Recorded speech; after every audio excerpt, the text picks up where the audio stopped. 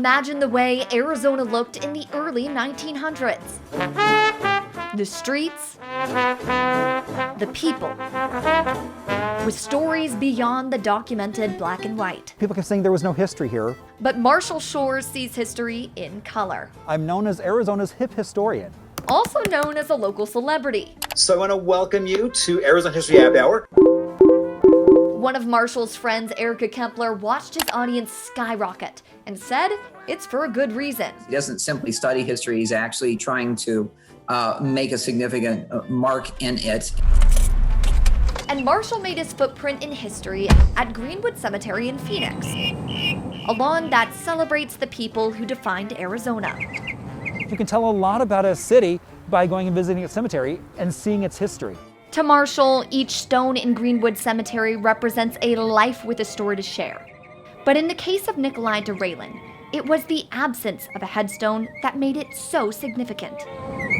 It's a really amazing story. Nicolai de Raylan visited Arizona to treat his tuberculosis. It didn't go so well for him. He wound up passing away a few months later. He left behind mounds of wealth and his beloved wife, Anna. As they're ready for burial, they discovered that Nicolai was a woman.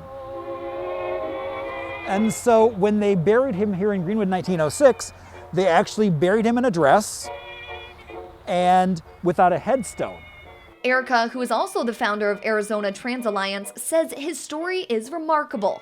It really does say here's a person who managed to live a life with a tremendous secret that would have undoubtedly destroyed his life. Nicolai had enough money to afford a traditional burial, but Marshall explained that his unmarked grave was a sign of disrespect. Without a headstone, he was erased from time. Then came an idea. When I found out that we had a gender pioneer right here in Arizona from 1906, I started working with the local community to raise funds to get him a headstone.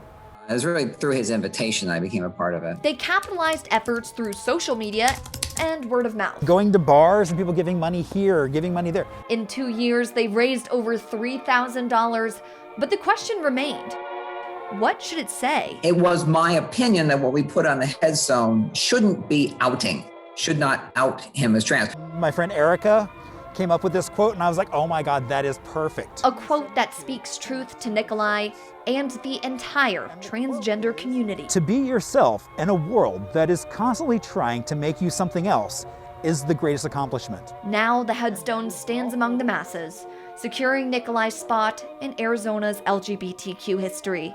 So that's one of the things I try to give those marginalized communities a voice. A contribution that also writes Marshall into Arizona's story. In Phoenix, Katelyn Keenehan, Cronkite News.